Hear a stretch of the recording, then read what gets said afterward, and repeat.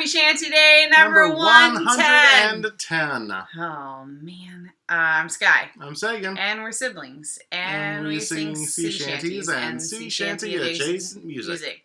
We also apparently can't count. Although, honestly, we've done pretty well to get to 109 and not... Without messing that up. Yeah, without messing that up. So, apologies to people that were counting along from yesterday. We marked it correctly when we uploaded the video, but we did falsely tell you that yesterday was 108, and it was not. It was 109. Yep. So today we are correct. We double checked. Yes, it is 110. And in addition to being 110, yep. It's also July 4th. Yes, and it is. Here in the United States, it's Independence Day, celebrated here. And so in honor of Independence Day, we are prepared to give you a dramatic reading of one of our... Okay, yeah. Not that dramatic. Of one of our favorite patriotic movies, National Treasure, starring Nicolas Cage. That's correct. If you haven't seen it, you should go see it. I mean, not go see it, but like... You should see it. You should, yeah. Pull it up on Netflix or whatever you use. Yeah. So, we are prepared to give you a dramatic reading of a sequence from the movie that we thought fit the day here, and yeah, so here we go. So I will be portraying Ben Gates, who is, yes, and you will be, and I will be portraying Riley Poole, his beleaguered assistant, and we will not be attempting a Nicolas Cage accent or impression because we're gonna leave that to the man himself. Yeah. Okay. So we're standing in the viewing gallery in front of the Declaration of Independence. 180 years of searching, and I'm 3 feet away. Of all the words written here about freedom, there's a line here that's at the heart of all the others. But when a long train of abuses and usurpations, pursuing invariably in the same object, evinces a design to reduce them under absolute despotism, it is their right, it is their duty, to throw off such government and provide new guards for their future security. People don't talk that way anymore. Beautiful, huh? I have no idea what you just said. It means if there's something wrong, those who have the ability to take action have the responsibility to take action. I'm going to steal it. What? I'm going to steal the Declaration of Independence. Ben? And scene. Thanks very much for coming to our production of National Treasure. But yeah, so there you go. We have a song for you today because you did not show up for dramatic readings of Nicolas Cage, I'm sure. That's correct. Although... I didn't even know they were getting into it. No, we didn't warn you this time. Sorry about that. I mean, we kind of warned you. You had enough time to, like, skip that and... That's true. Get to the music, but... So here's the music, if that's what you came for. And we have one for you today that is kind of ties into that whole Independence, July 4th, Peace Out Britain, kind of a vibe there. That's correct. Yeah. So this is called The Harp Without the Crown. And it is, so it's a shanty that actually focuses primarily on Ireland. The image of the harp without the crown is actually one that dates back to, let me pull up my notes here, excuse me. So this is a flag. So it's a flag. Right. A green flag, with a golden harp on it.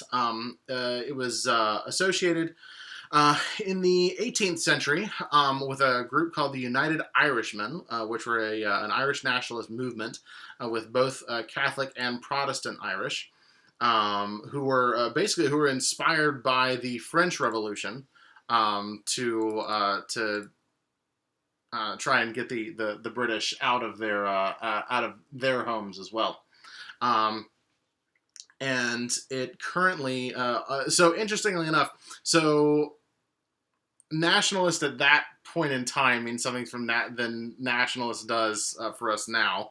And in fact, the crown flag was associated with moderate nationalism at a time when the tricolor, which is the flag that Ireland flies now, was associated with more radical movements. And so, if you want to see, it's still in use today, used by the Irish province of Leinster. Leinster. Leinster. It's their coat of arms, the harp on the green.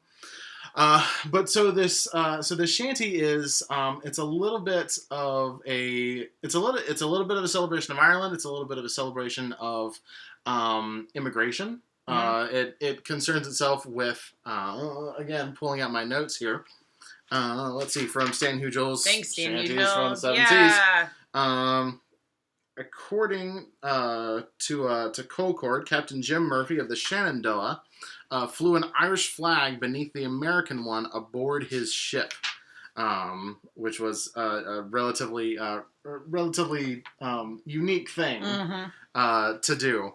It reminds me a little bit of so we're in Liverpool, New York, and so Syracuse is about a stone's throw away. So there is a square or an intersection called Tipperary Hill. Can you fill this one in on us? She actually attended Syracuse University, so you're I don't know that makes me an expert on Tip Hill, but it makes some SU students an expert on Tip Hill, but that was not really my scene exactly in college.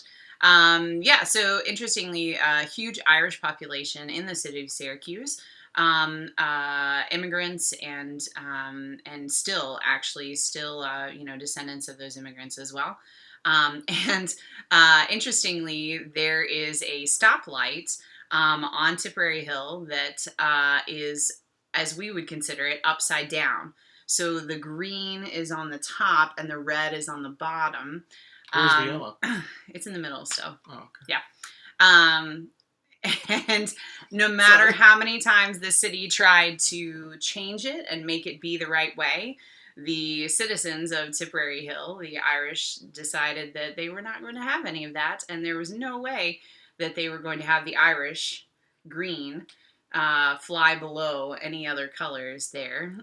So kind of a fun thing, and it's still there, and you can go see it and drive through the intersection. That's right. And pay close attention to where the colors actually are, because it's otherwise you get thrown off a little bit. Yeah, and like green still means go. It's just on the top. It's just on the top instead. Yeah, red still means that, like, it's not like, okay, red means go for this intersection. No, rules are still the same. It's just the colors have been fixed. Yes. As the locals would explain it. Yep. So this one has a bit of a chorus. So the shantyman has two lines, and there's a chorus. Lyrics are down below. Yep. So go ahead and give me that. Hit that anvil and give me that bell note. All right, so the words are hurrah, hurrah for the girls of Dub-a-lin town. So, yes, we know it's Dublin. This is one of those things I was looking at when I was listening to it. Even if lyrically it wasn't about this Irish captain. Irish things some of you these, could still tell musically. Things, you can still tell musically. It doesn't stick to one-time signature the whole way through. There's a little bit of carry-on. The Dub-a-lin pronunciation. But yeah, so the first line is hurrah, hurrah for the girls of Dub-a-lin town. And then the second line is hurrah for the bonny green flag and the harp without the crown. And melodically it goes like this. Can you play that note for me again? Because I forgot. Let me get my anvil back out here. Yep.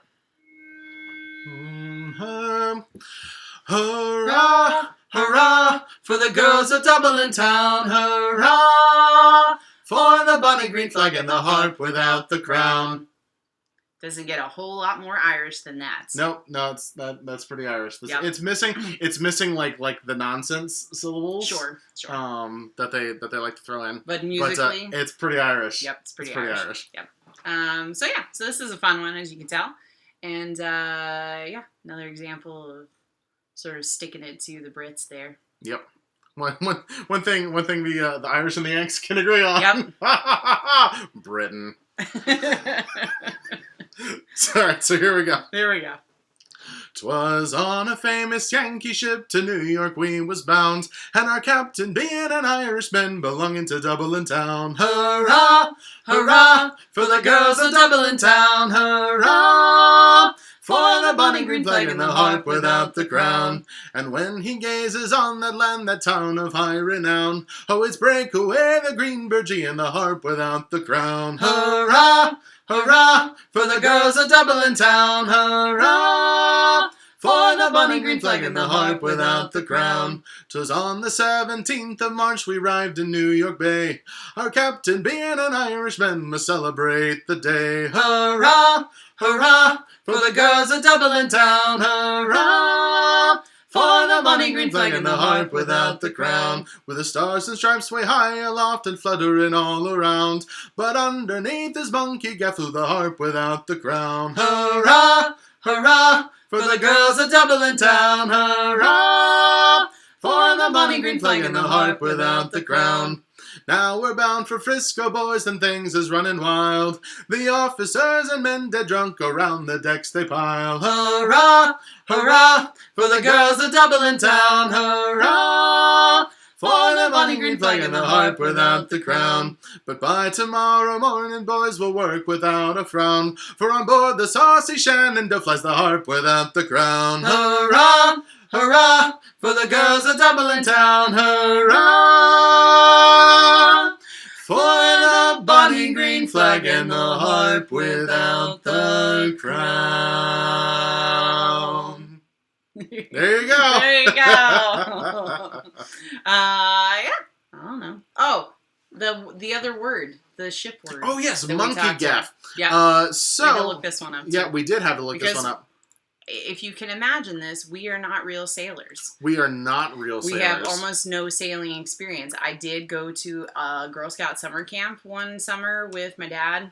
It was a father-daughter Girl Scout camping trip, and we did sail on little like sunfish and catamarans and things like that, but not like. I was gonna say, not like a Boy real Scouts, like thing. we went on like paddling. Yeah, I would say canoes and things. Stuff.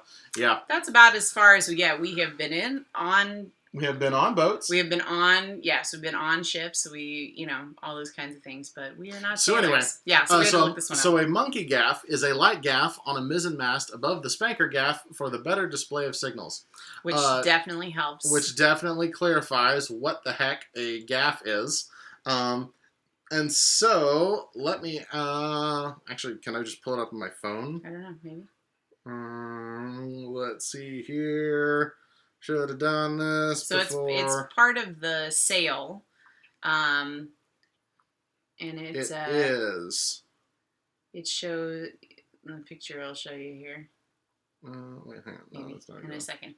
So in this particular case, it's meant to better display your flags of your allegiances of your ship. This particular thing. So wait, hang on. Brightness. So you can see it's that thing, or wait, wrong direction. That thing right there. And actually I think the monkey-gaffe is actually, there's wrong direction. It's all reversed. There's another one that goes up that way. Yep. And that is, I think, the monkey-gaffe. So it's if you've seen pictures of displayed tall pretty ships, high. I would say if you've seen pictures of tall ships with with their colors flying and that kind of thing. So not necessarily the old pirate ship, run the flag up. No, and that not kind necessarily. Of thing.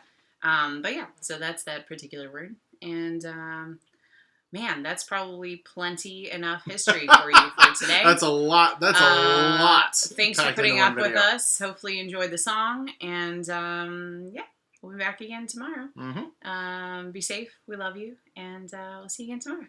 Bye. Bye.